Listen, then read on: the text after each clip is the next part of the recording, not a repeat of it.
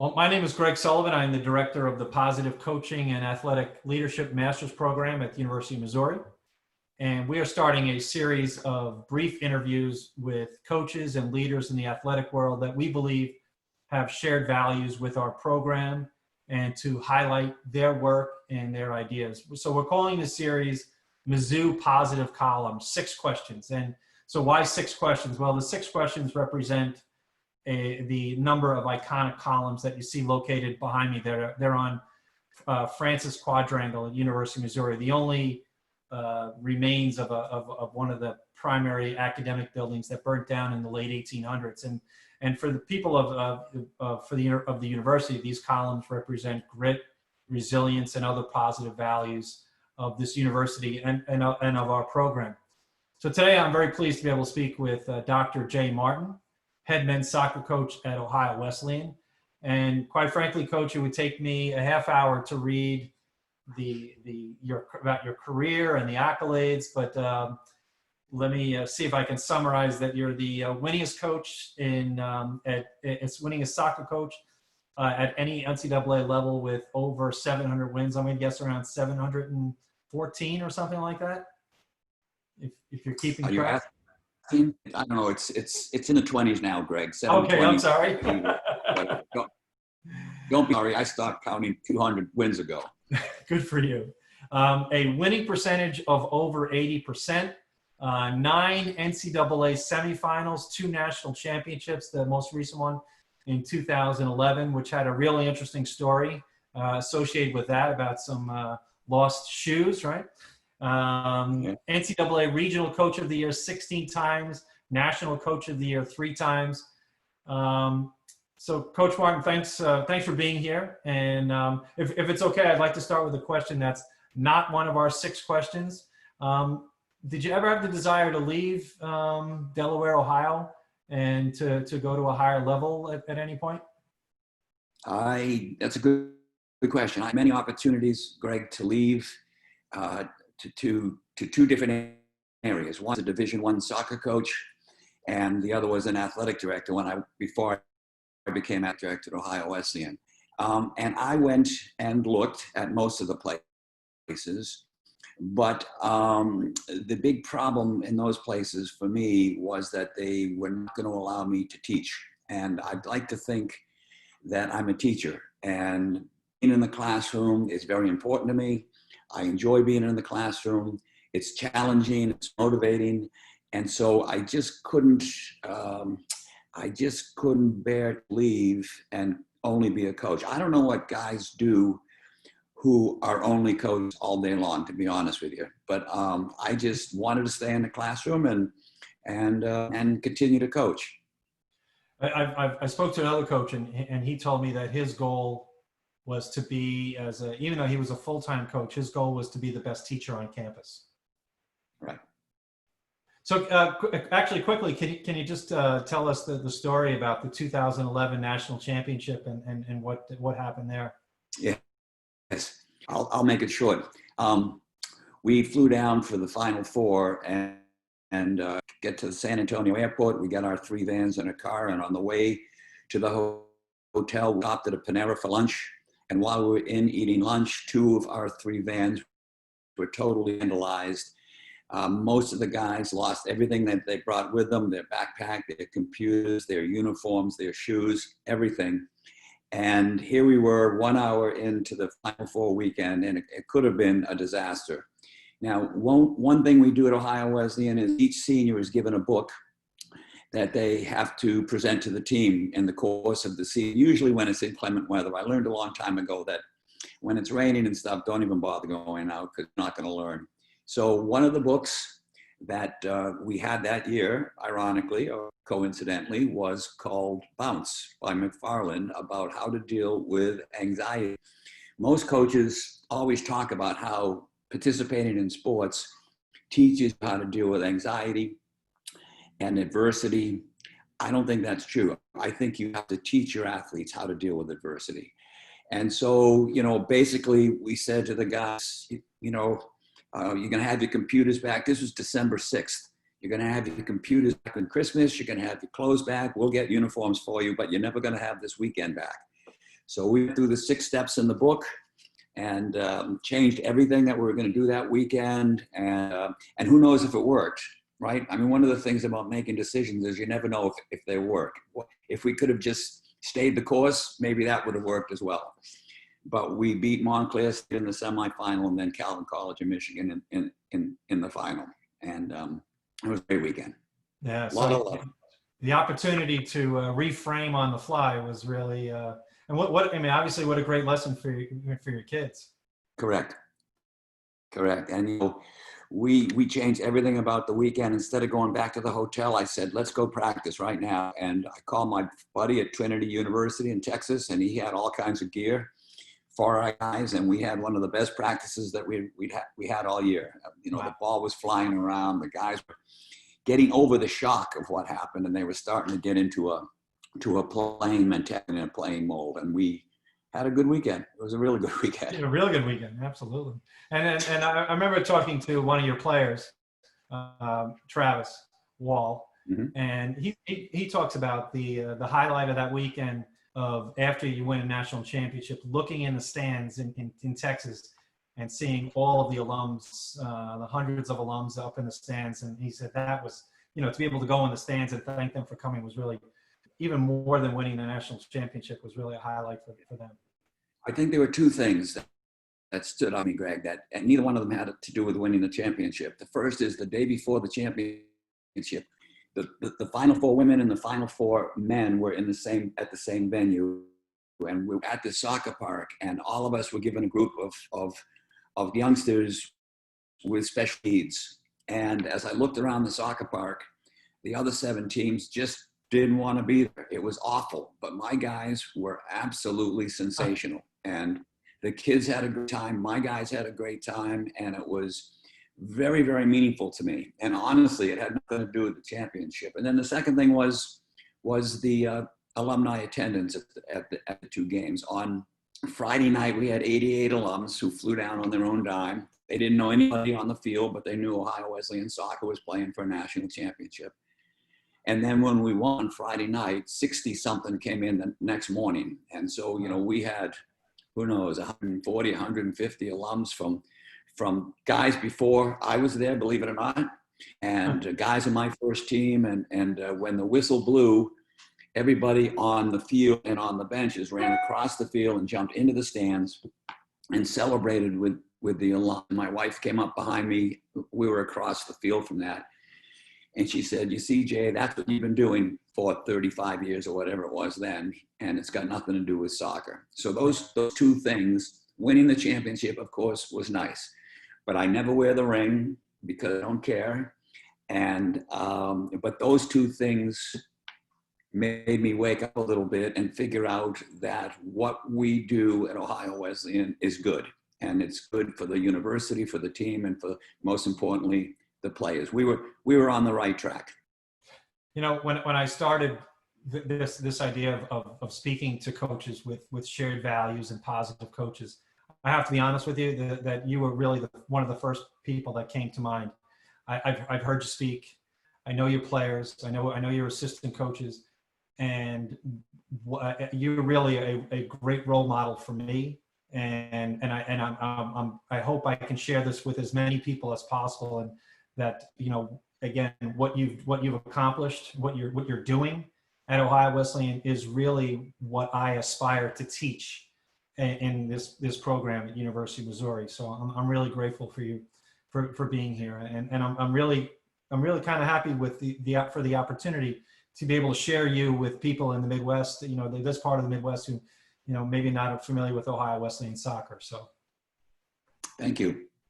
So with that being said, Coach, what does positive coaching mean to you? Positive coaching means a couple of things. First of all, my philosophy is this: I don't believe coaches develop players. I don't have a magic wand. I don't wave it over trust and make them an All-America. I think only players can develop players. So the coach's job, in my opinion, is to create an environment in which the players can get better. Hopefully that's the coaching, want to get better. That's the motivation that comes from the players. The environment that we create at Ohio Wesleyan is motivating, challenging, and fun. We have fun every single day. We have fun. It's about relationships. It's about empowerment. It's about helping the guys understand that they are part of something that is more than the practice hours of 4 to 6 o'clock. They're a part of a program. To me, a team is somebody, that group of people that come together at 4 to 6, do their practice and go home. But a program, to me, is the other 22 hours. I mean, the 2 hours a day in practice are the 2 easiest hours, right? I can't wait to get out on that field. But it's the other 22 hours that creates this mentality that I just described it in the Final Four, this camaraderie and so on. You know, we had our 50th anniversary celebration a few years ago, and over 300 former players came back. Wow. And then, please take this the right way. You may know this, you may not. I was recently inducted to the United Soccer Coaches Hall of Fame in January in Baltimore. And over 100 of my former players showed up to share that with me. I was absolutely shocked. I mean, I knew a few guys were coming, but, you know, over 30 came to the banquet, and then they brought down to a local bar and grill, and the place was just packed, and I was just totally shocked. And once again, my wife, I mean, that's what we do. That's what we do. So I know still at the end of 43 years, I still know that we're on the right track and trying to get better, but we're on the right track. I think the most surprising thing to me is that you're continually surprised by this, this outpouring of what you've created. But thinking, okay, it was January in Baltimore, Maryland. It was on a Friday night. All these guys, I mean, guys came from LA, San Francisco, Houston, Chicago. It was nuts. And from St. Louis and all these places on their own dime again. And it was, to be honest, it was overwhelming. I mean, it was really, really cool. I think one of the things that I try and share with coaches, and it is really kind of the hallmark of your coaching career, is that we as coaches and as leaders have to stop trying to motivate others and just help them motivate themselves. And that's for a coach, it's such a liberating idea, isn't it? That I don't have to sit, plan, and practice saying, how am I going to motivate these guys? I just have to help them motivate themselves, which is a completely different mindset. That's correct. And intrinsic motivation is our middle name. You know, we do goal setting 3 times a year.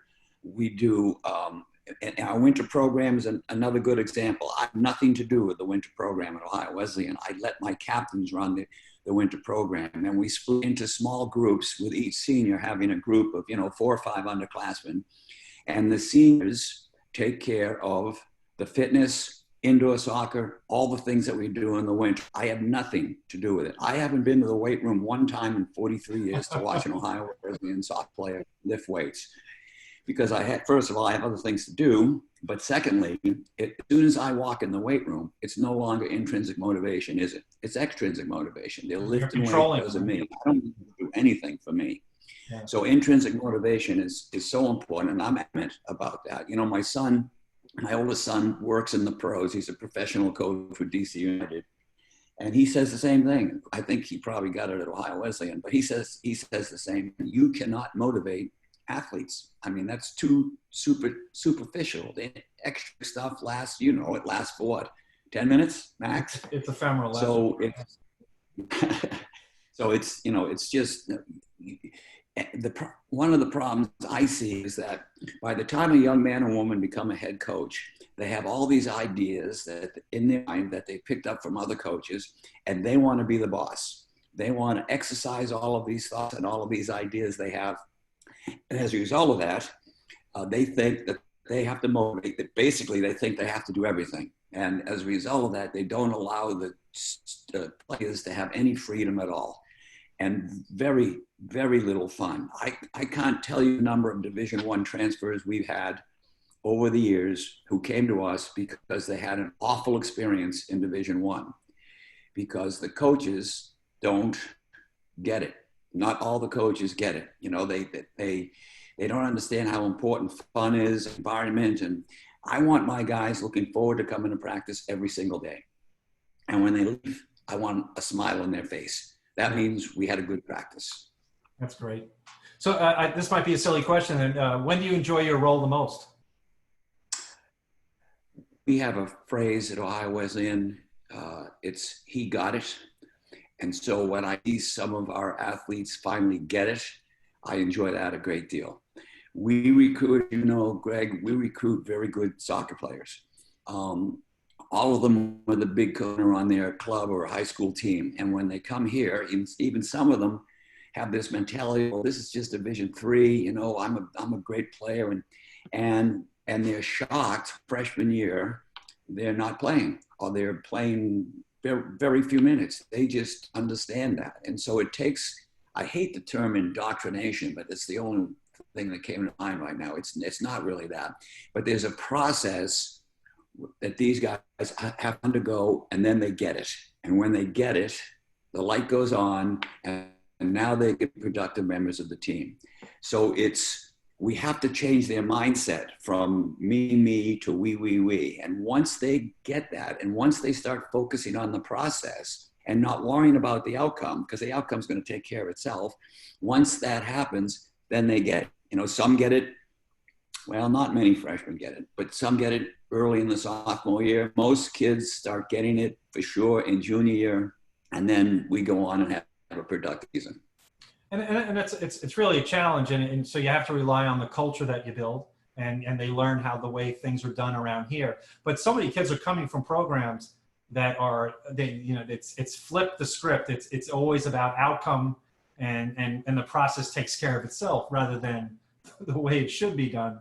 That it's a focus on the process. When we won in 2011, the NCAA interviewed me for their Champions magazine. It's a quarterly that comes out. Maybe you've seen it. And I basically told them, I'm telling you about what we do at Ohio Wesleyan. And I can't tell you the number of Division I fans who texted, called, emailed, and said, Jay, that's great, but it will never work in Division I. And my response is, what about Mike Krzyzewski? That's all. It works Division I, believe me. Actually, you know what else is a big process guy is Nick Saban. Absolutely. Yeah. Absolutely correct. And so look, and then they'll say stupid things like, it's more important to win in Division I. And I will respond that there's nobody who wants to win that I know in my life more than I do. It's just how we go about it. And I go about it differently than you do. It's just the process. Absolutely.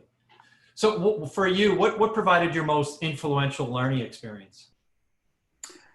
In 1971, I moved to Munich, Germany to play professional basketball in Europe.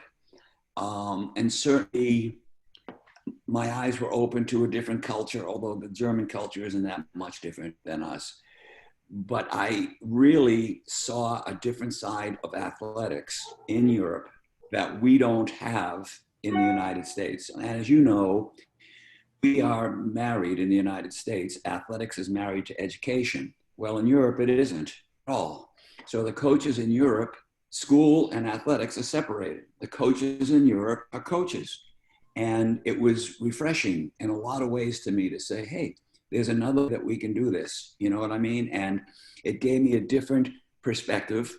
And I think that's where the seed of process was planted in my feeble little brain. Because I coached, as well as playing basketball, I coached some of our age group teams. And it was refreshing. It was so different that that was the single best educational experience I've ever had in my life. I ended up about over 4 years, two years in Munich and a little over 2 years in Dusseldorf.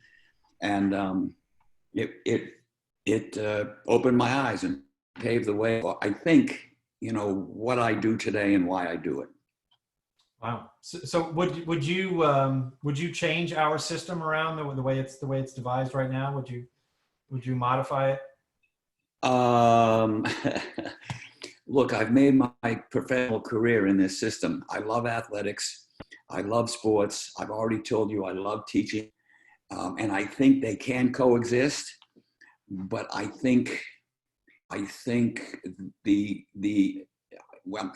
Division III is the last bastion of the athletics and higher education that is at least what is it's at least it's fresh. Yeah. And we don't have to put fanny seats, we don't have to get television contracts, we don't have to do this, we don't have to do that. But the pressure at the levels to do that stuff must be enormous. I mean, I never coached there. I can just think it must be enormous. And I think that hurts coaches. We'll have to keep a star eligible, or when a star does something stupid and the coach has to respond in front of the media and everybody else. So I think that's difficult. I would like to see us tweak this a little bit. For example, in my class this morning, I'm doing an online class. My question of the day to the class was, why do football coaches in Division I make more money than the president of the college? Tell me why. And I think that's a good question. They couldn't tell me. And what they said is, well, the Ohio State football program brings in a lot of money. I said, yes, true. But the president of Ohio State solicited last year X amount of money more than the athletic department made. So why isn't he getting paid more than the football coach? It just doesn't make sense to me at all. Although I'd love to get paid that, but that's not going to happen either. Well, it is really strange that we use for athletics only. Well, not only on athletics, but we use this free market model in a nonprofit sphere that it just causes things to be so misaligned, and then to your point, causes people to do things. It's funny that I was talking to another gentleman today who's doing a project on leadership and athletics, and I said, there are so many coaches who get into coaching for the best of reasons, for the right reasons, and then they get so caught up in the money and the winning, and they do things that they never thought in a million years that they would do, and it's created that level of incongruency from your values to your actions. Right. I mean, even at highest level, I mean, when you look at Joe Paterno, I met him once, but I don't know him, didn't know. And then Jim Tressel at Ohio State. I think these guys genuinely cared about the program, the kids, and so on. But the pressure turned them. I think the pressure turned them. And look, I hate to say this, don't send this to the NCAA, but when a young man comes into my office and needs $10 for dinner, he gets it. And I know that's against the rules, but it's a stupid rule. And I mean, but they were, they're in it for much more prestige, money, and so on than I am. Yeah, the stakes are significantly higher, aren't they? So, Coach, in your reading program with your athletes and your own lifelong learner, as a lifelong learner, can you recommend a book or two that every young aspiring coach should read? I saw this question that you sent me, and there were just so many. But I'm a little out there, so let me give you the two that I've come up with. The first is Man's Search for Meaning by Viktor Frankl. It's not about athletics. It's not about coaching. It's about, are you familiar with Frankl? Yeah, it's so funny that I just spoke to somebody about leadership, and I said, if you haven't read Man's Search for Meaning, put it on the top of your list. Right. And so Frankl spent time in the concentration camps in Germany. He was an Austrian Jewish physician, psychiatrist. And what he found that kept people alive was the prisoners that had a meaning to live, a meaning in life, motivated to stay alive. Man's Search for Meaning. And the second thing about that book that is absolutely 100% germane to athletics is attitude. He talks over and over about attitude and how only you can control your attitude. That's how it is. He talks about a scene where he's trussed up in a cell, clothes, and the SS guards are beating him. And here's what he was thinking. You can break my bones, you can cut my skin, but you can't change attitude. Now, how strong a lesson is that for our athletes? So it's 4th and 3. Who cares? Who cares? It's how you look at it and how you deal. And I guess the second book is a book that I read a ton of books, but I read very few books more than once. The book is called The Art of Learning by Josh Waitzkin. And the book is just about that, how you learn. He was a international champion in the martial arts until he had an injury. And then he changed to be a grandmaster in chess, changed totally. And it's about the process that he went through learning how to become a martial arts champ and learning how to become a chess champion. And it's, to me, absolutely fascinating. And there are so many little things that a coach can get out of that book about how the process of learning and what goes through the minds of the kids that they're coaching, the process. Many coaches, I would venture to say most coaches, don't even think about that, and it's a very good book. It's a very powerful book. I don't even remember how I came across it, but it's one of my favorites. And the best thing about a book like that is it for coaches who really want to know about the perspective of their athlete, to see through the eyes of their athlete, and understanding that it's their perception that matters, not ours. Correct. And I have an advantage along those lines because I was an absolutely awful soccer player. And so, when I compare myself to someone like Travis that you mentioned, soccer is so easy for Travis that sometimes he has a hard time teaching the kids because sometimes he doesn't understand why they can't do whatever. Well, I understand we can't do it because I can't do it either.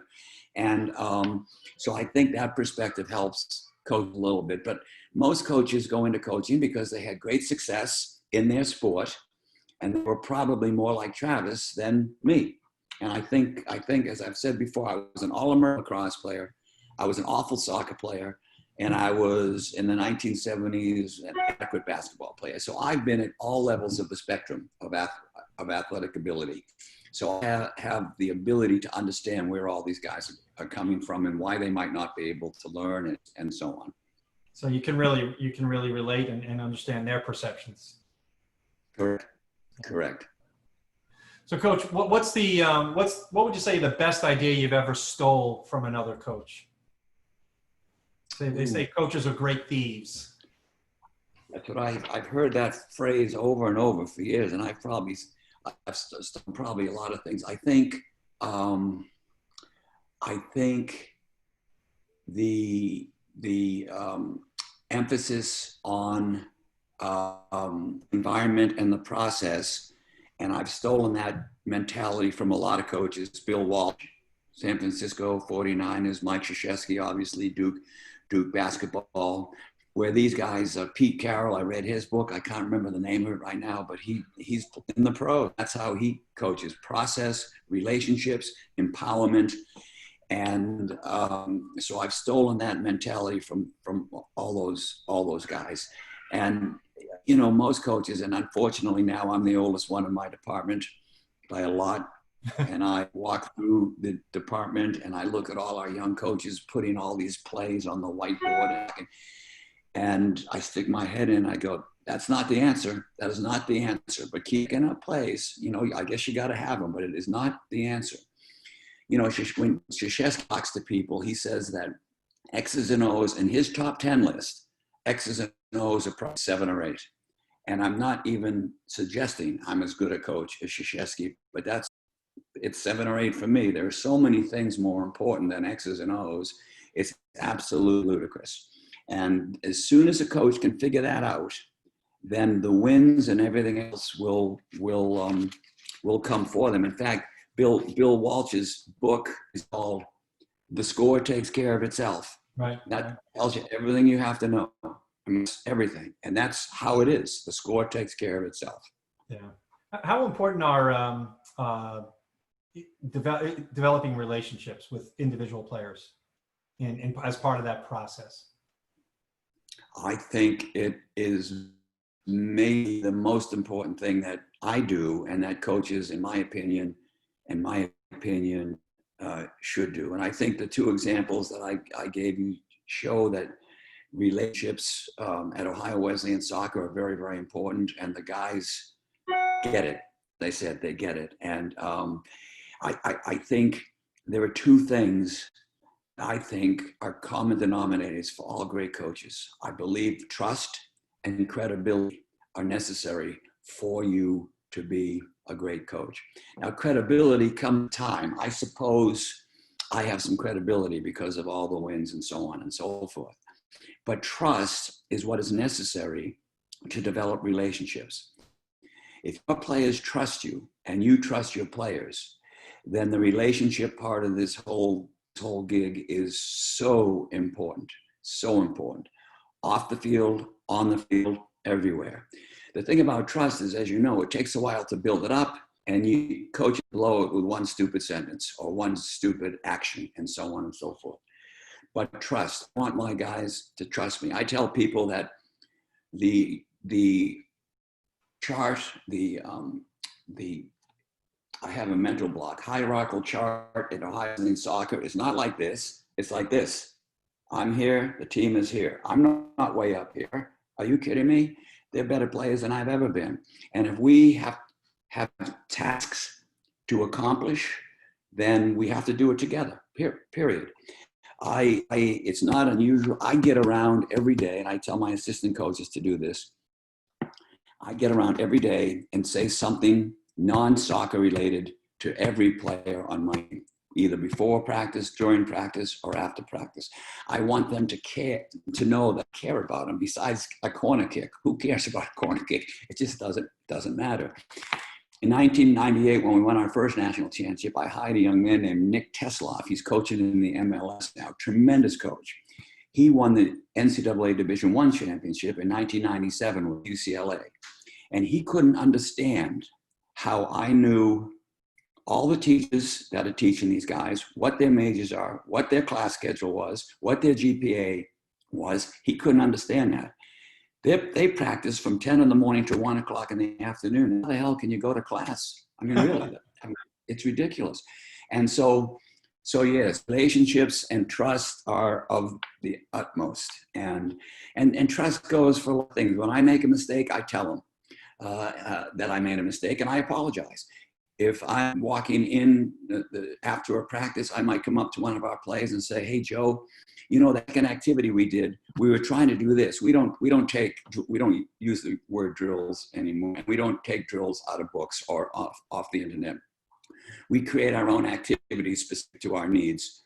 So I'll say, "Hey, was that activity any good? Did it do what we wanted it to do?"